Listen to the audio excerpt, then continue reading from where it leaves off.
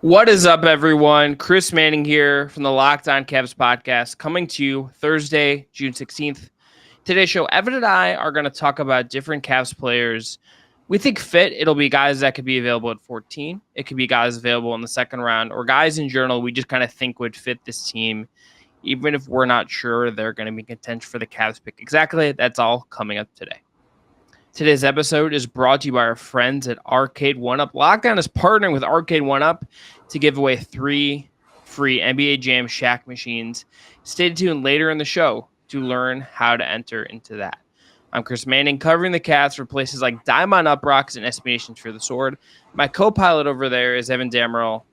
He is primarily at Facebook's Right Down Euclid.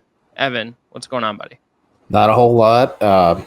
Just sipping on some white cherry Powerade.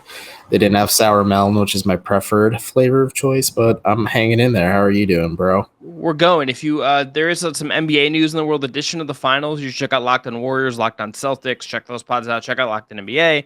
There's also a trade that has happened with Christian Wood going to Dallas in exchange for a couple guys, including Boban, star of John Wick 3, Boban Marjanovic. So also star of Hustle. Look, shout out John. My dad watched that movie last night and said, "I like this big Serbian or the big Eastern European dude." Yeah. I'm just like, Hernan Gomez is from Spain, Dad. He's just like, no, Boban. I think he's funny. I'm just like, yeah, he's a character. Yeah, so go check out Locked On Mavs, Locked On Rockets if you want some analysis on that trade. We're in draft mode here on Locked On Cavs. Evan, let's talk about some guys. We're going to do this in all 3 segments, but we're going to talk about guys and why we think they fit what Cleveland is and what they're doing. I'm going to kick this off with a guy I don't necessarily think they're going to take at 14. I think he's a guy that maybe in a possible world could slip to the top of the second round if the draft breaks a certain way, but it seems like he's likely going to be in the 20s, and that's Ohio State DJ Liddell. I've come to really like his frame. I like the way he kind of plays. I like the way that he can kind of be a 3-4 guard up. I like adding some depth at that position because that long term, maybe like depending on what we think about Dean Wade and stuff like, and I think Dean Wade's solid enough. I think kind of going at another kind of that kind of guy makes some sense. Maybe someone that has a little more bulk, maybe a little bit more upside as a prospect at this point. I kind of get going that route. So I like Liddell in the current ESPN mock, which has the Cavs, by the way, taking Ochai Bhaji at 14 with Malachi Branham still on the board for whatever that is worth.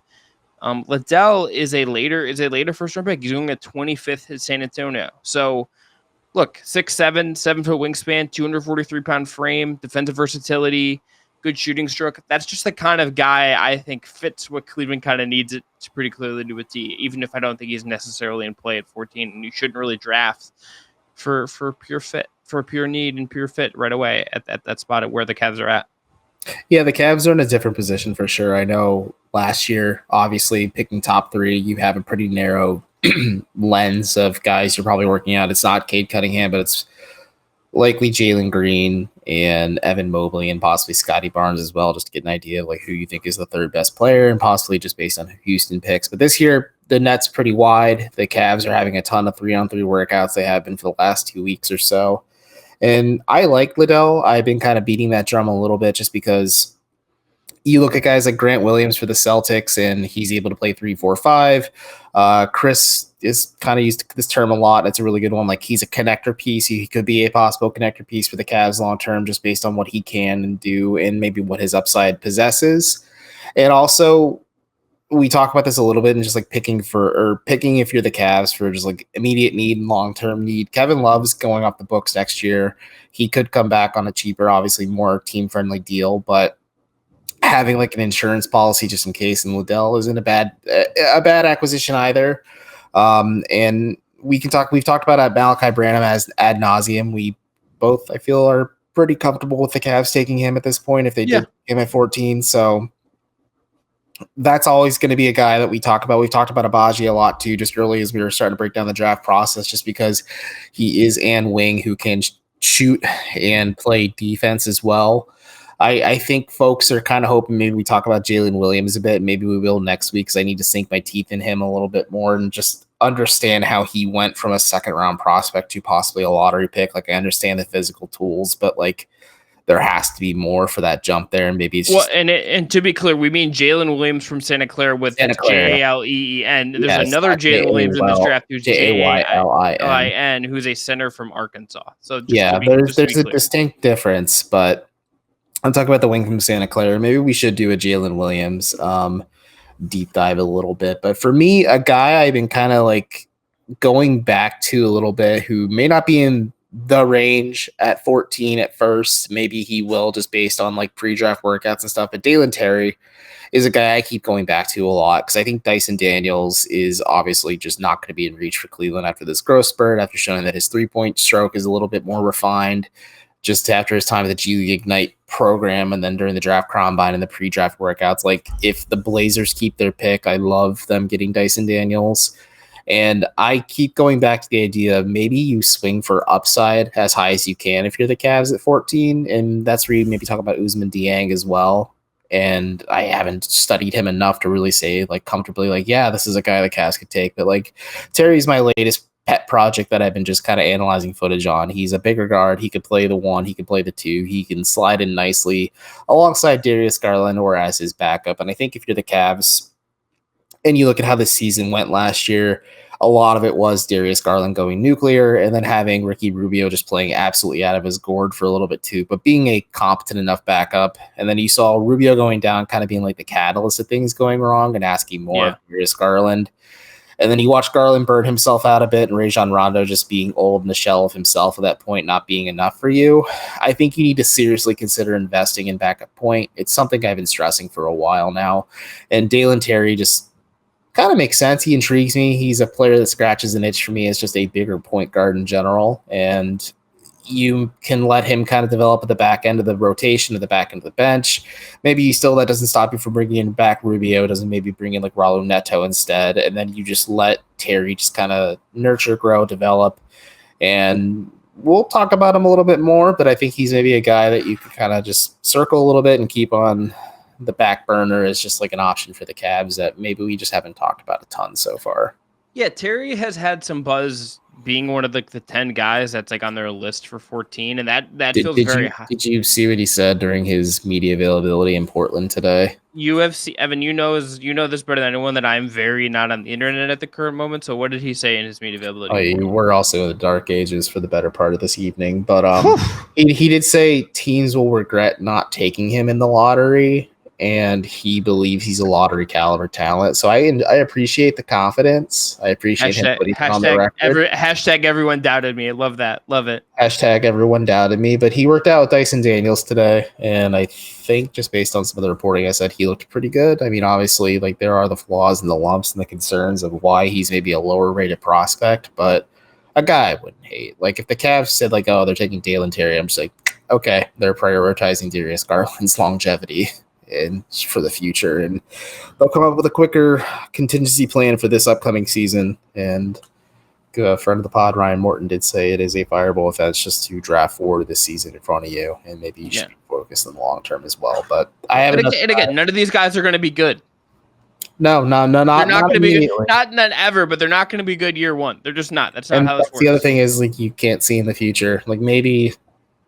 Like Chet Holmgren is the most interesting prospect I've seen in a very, very long time. And he could not be good just because of how slight he is in frame. So like the draft is a crapshoot. It's a lot of guesswork and just believing in your player development system and just moving forward from there. But I have another guy that can consider 14, but maybe we should put a pin in this conversation and give a quick word for one of our sponsors, Chris. Yeah, after the break, we're going to dive into some more guys. We'll go to Evan's next pick after this. But first, going to tell everyone about our friends at Built Bar. Look, Built Bar has a new great flavor. It's mud pie. You know how our friends at Built are always coming out with amazing new flavors? Well, this time, they've truly outdone themselves with their new mud pie flavor. Evan has one right there. He's got the puff right there.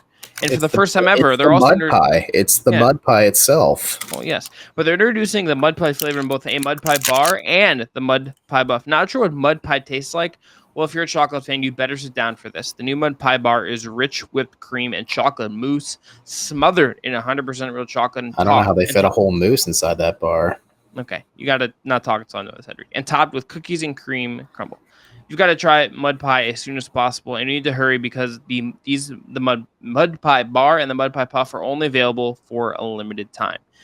The bar has 16 grams of protein, only 150 calories. You can't really beat that with 16 grams of protein. That's awesome. 8 grams of sugar, covered in 100% real chocolate.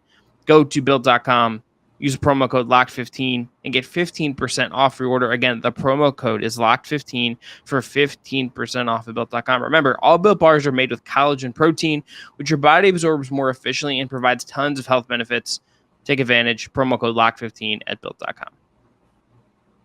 We also need your help. We have an important favor to ask you. We've put together a survey so we can learn more about listeners like you and make your favorite Locked On podcast even better. This is your opportunity to tell us what you like and don't like about Locked On Podcasts. Go to lockedonpodcast.com/survey right now to get started. It won't take very long, and everyone that completes the survey can qualify for a chance to win one of 10 $100 Ticketmaster gift cards. To take our audience survey, go to lockedonpodcast.com/survey. Thanks for your help, Evan. Who's your next guy here? We're just going to continue talking about guys we like. You are going to do someone here. I'll do someone here. We'll do 2 more in the third segment. So who's up for you? Johnny Davis from Wisconsin. We've touched on him a little bit, but it's lying season, as you say. So there's nothing really certain in like the draft order is. But like I just like reading the tea leaves and just kind of like consuming all of this draft reporting, it feels like Davis could be one of those guys who could possibly slip a little bit just because Jalen Williams is such a riser. Malachi Branham might have gotten a promise from a team, and that's why he didn't work out for the Cavs. Like Jang from New Zealand and my French king, like the Spurs have been reported to be really into him. Like AJ Griffin is interesting.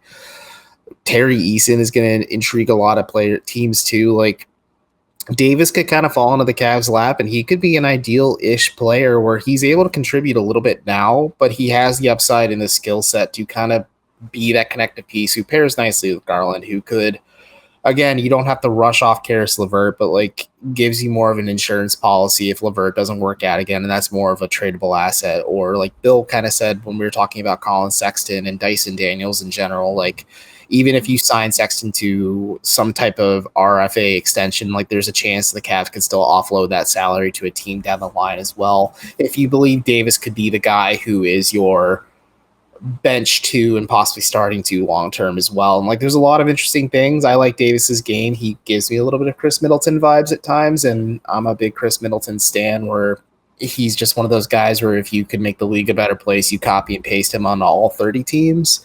But I like Davis. He intrigues me, and I feel like he could be a guy that could possibly just unfortunately slide to the Cavs because there might be just other players that teams view have more upside because he has a little bit of that stigma as being a sophomore and he's 20 years old and just not 18, 19 like a lot of these other guys. Because again, I guess I have no room to talk because I'm also looking like Chet Holmgren's 20 as well. So who knows? Yeah.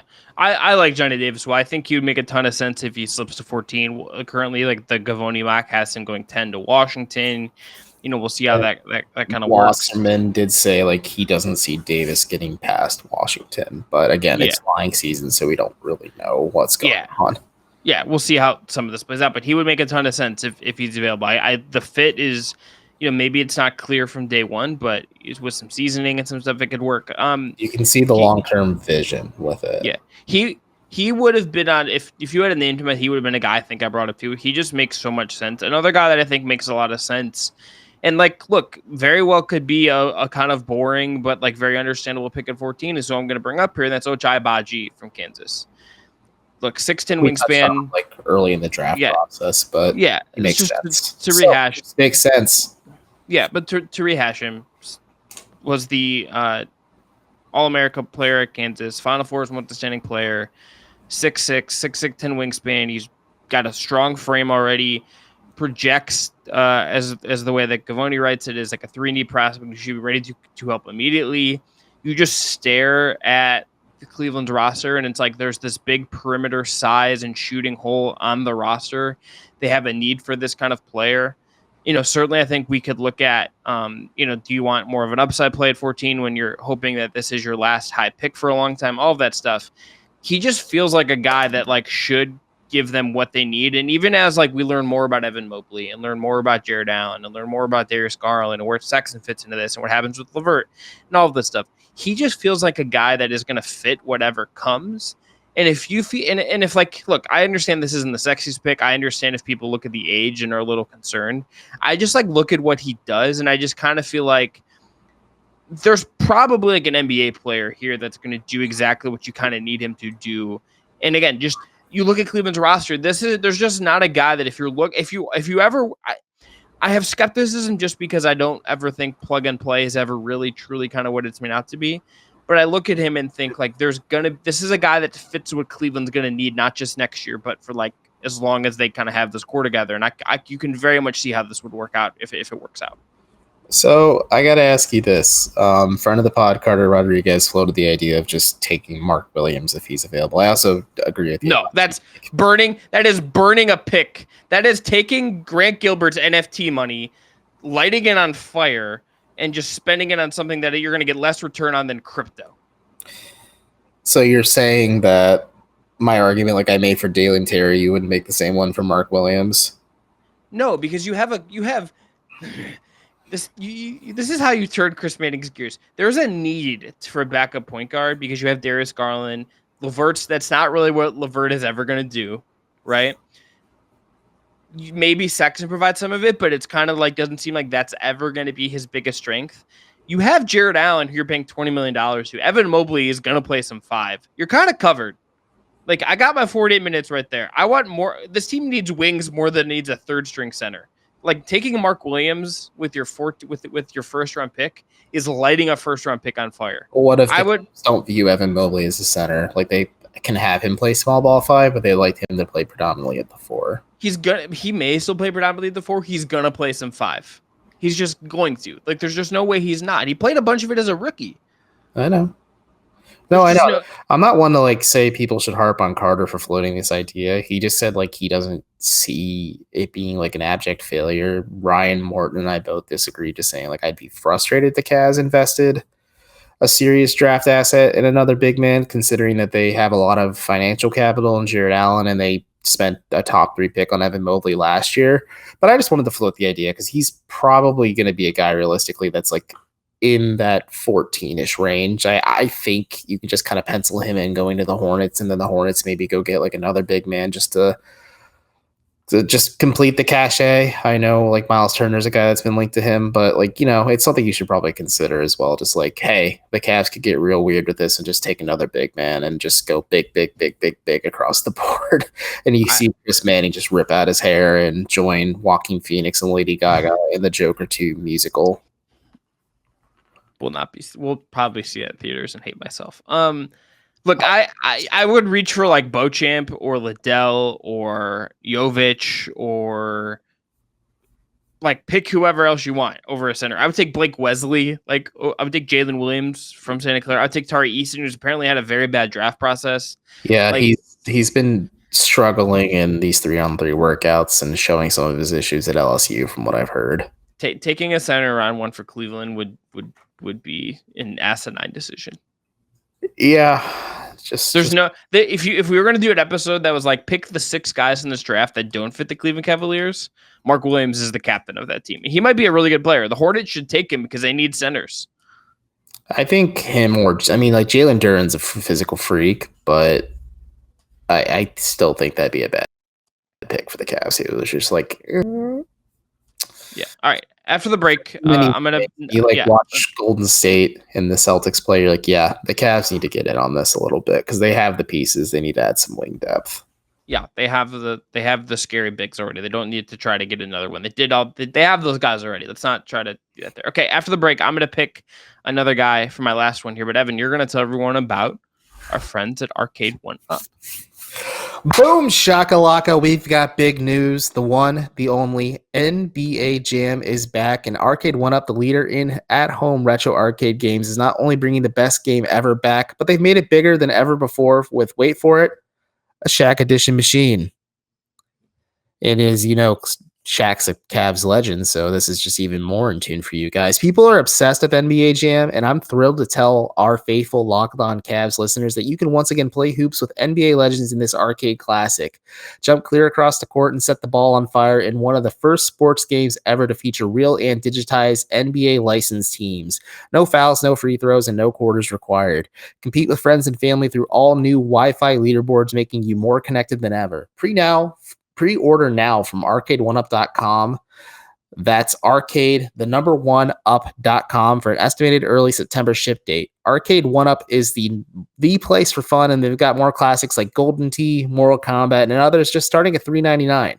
Check this out. If they're giving away an NBA Jam Shaq edition to Locked On Cavs listeners, enter for a chance to win a game console for your man cave or just anywhere you want to put an arcade cabinet at arcade1up.com/locked on. That's arcade, the number 1 up.com/locked on. You've got till July 8th to enter to win the NBA Jam Shaq Edition console. Don't miss out. Enter today. Who are you going to play with? I think if it's the classic NBA Jam, pick the Pistons when you play the Bulls. If you know, you know. All right, last segment here, Locked On Cavs. Chris Manning, Evan Dammerel. Evan, I'm going to pick a guy we're not going to get around to talking about as like a full episode. But who I'm in love with. I'm just infatuated with. You know exactly. David Roddy. You're sturdy king. Colorado State, 21 years old, power forward, 6'6", 260. Absolutely a unit. Shot 44% on 3 last year. Can play some center. Can handle a little bit. One of the weirdest, most unique players I have seen, and just in terms of a frame. I know it's a weird frame, right? Like, I understand it's not exactly like the most like screams current modern NBA player. Like, he looks like he should be playing like left tackle in the NFL more than he does. He should be playing like power forward in the NBA or whatever. But I just am so intrigued by how he plays, how like athletic he is at his size, what you could do with the weirdness of his frame to play different ways. And I think he's just good. Like, I think he's just genuinely a good prospect. And I just am in right now and seeing how the playoffs have gone and seeing how you have to be able to hold up one-on-one and being able to take physical, just kind of grind your way through some of this stuff. I just kind of am in on taking guys that are a little beefy, a little big, got a little girth to them. Like, I want guys that can hold up in one-on-one positions and take a shoulder to your chest. Roddy's going to hold up in that way, and it seems like he's got the athleticism enough to kind of hang in some of the situations. I'm just really, really intrigued by this guy, and I think he would fit. Like, again, he's currently 30th in the ESPN mock, so I don't know if he's going to be there at 39. Maybe you trade up. Maybe you package your picks or something if you like they like him or someone else, and they certainly have a history of doing that. I just look at him and think like this is a dude that I could see absolutely working. Helps you continue to be weird and versatile, and just feels like a very fun, flexible kind of NBA player. I agree with that. I think he would just, I don't know, he'd be fun. Like I know you are a big David Roddy fan. I haven't broken up a lot of his film, admittedly, just because when I'm looking like just in this 39 range, which is a pretty real pick for the Cavs, I'd say, like they can take a guy, stash him with the charge, let him marinate, season, develop, and be within the team's ecosystem, obviously. And then you get a more high-end rotation piece than maybe with what you have through the charge, just development program with like Dean Wade or Lamar Stevens or RJ Nembhard if he still sticks around too. But like, this is a guy that the Cavs could sign to a cheap contract. And I'm looking at a guy like Wendell Moore, who worked out for Cleveland on Monday as we're recording this. And like, he was good for Duke last season. Like, he can play 2-3. He's a wing player. He provides shooting, which is something the Cavs kind of direly need because they were below average teams in terms of just 3-point shooting. And if you're able to maximize just any of that anyway, how that's just a way to go about it. And I'm a Wendell Moore guy. Like, I just like kind of just circled him early in this pre-draft process where I'm just like, okay, he could be like a guy if the Cavs have to trade up into the back end of the first round to get him, or he could possibly slide to them at 39. I feel the same way about Ryan Rollins too. Like he's a guy who intrigues me, and if you can it's fun because he's from Toledo. You can market that really well too, but you can possibly just stash him with the Charge as well, and just let him grow, marinate. He can be just another guard who is able to play meaningful basketball for you at times, or like if the Cavs have injury issues or if they want to rest a guy like Ryan Rollins, Wendell Moore, like you could plug them into the starting lineup just on a random night and have them play 25, 30 minutes and they don't look completely overwhelmed or consumed by the moment. So like there's a way to go about this, and those are just some of the names I'm interested in. Trevor Keels from Duke too is also kind of fun in that range. Ryan Rollins is intriguing to me, and he was the guy I was going to mention if it wasn't Roddy, and Wendell Moore is too. But I think there's a little more to say about Rollins in that, especially he makes sense to me, especially if they don't take Branham in round one. Mm-hmm. If they go and take a Bhaji, or like there's some Usman Dieng buzz with them for whatever reason, like there's a couple different ways you could look at who you're going to take in round one. But if it's not Branham, if it is someone that does something different, Rollins isn't like the caliber of prospect as Branham, played it not as good of competition level, all that stuff, a little smaller, but like that's the same kind of player to a degree, right? Like there's a guy there that you can look at and say, okay, we can develop this guy. And like it almost he'd be a perfect guy to throw to the G League to me. Like put him in the G League, let him play down there with a point guard, let him get some ball handling reps as well, play in that system, play in that environment, and get adjusted to make a transition from Toledo and the MAC to the NBA. And like that to me would make some sense at 39, especially if you take someone different, right? At 14. If you go Bhaji, if you came away with like a Bhaji, Rollins, and like a draft and stash guy, that to me is like that's a very reasonable draft. That's a very reasonable draft. Like you're drafting for a little bit for now with the Bhaji pick. You're drafting a little bit for the future with the Rollins pick, and then doing whatever. Like I have a name to get us some views at the end of this. But if you grab a guy at 59 and he sticks with the team, whether it's through or 58, excuse me, whether it's with the team or with the Charge, like that's not a bad thing. Like Chris and I are big advocates of utilizing the Cleveland Charge to develop back-end talent so that you don't really have to scramble in the event of injuries or even COVID, if that's unfortunately a thing in a few years. Yes. I'm very intrigued by this draft, and I also just like really want it to happen. I just want to be able to move on to a little bit. I need to do some free agency stuff. Have not had time to dig into some of that yet, but I'm ready for this draft, Evan. I'm ready. Yeah, no, I am too. I think it's part of the fun of just being two handsome podcast hosts that cover a team picking 14 instead of in the top 3 is like we have to cast a pretty wide net. Like we've gotten familiar with a lot of prospects through this process just because it's lying season. So we don't know who's going to, I think we have a pretty clear picture of who's going 1, 2, 3, and possibly 4. The Kings are a bit of a wild card here, but 14 is just like wide open. Like we don't know what's going to happen. The Cavs could trade this pick. They could trade up. They could trade back. Like there's a lot of avenues. They could take a guy that we don't expect. There could be a guy who falls that we don't expect. But my last proposal at 58, how do you feel about Kai Soto and his journey to the NBA? Would you want the Filipino? I mean, like in all honesty, that's not a terrible pick at 58. Like you're getting a big man that you can develop maybe with the Charge. If he works, great. If not, it is what it is. But like he apparently has worked out for the Cavs. He has familiarity with Colin Sexton. Like he works with Sexton's trainer according to like a Filipino publication. So there's a little bit of a dichotomy between those two. And I don't know. Kai Soto like is really popular, and that's our view driver for this episode. Just like, should the Cavs draft Kai Soto, and they have to listen to all 30 minutes and see should they take him? How do you feel about Kai though? Tell me. He'd be fine with your second round pick. That's fine. That's realistic. Like that's not necessarily like, I don't know. There could be something there. Maybe there's something there, and you take him and then just let him grow and develop in your ecosystem. And he makes summer league super interesting as well and entertaining. Yeah, just bring back Taco Fall so you can have him and Taco on the same team. Kai at the 4, Taco at the 5, Chandler Vajran at point guard if his knee is fully recovered. My heart sank for him, but that would be a fun story too. Get Chandler Vajran on the charge. Walsh University's own, baby. Yeah, Ryan Rollins playing the 2. Could be some fun stuff. Okay, that's going to be it. We'll be back tomorrow. That'd be such a silly team, but I'd have so much fun watching it in the summer. Like instant early summer league exit, but like be fun along the way. Yeah.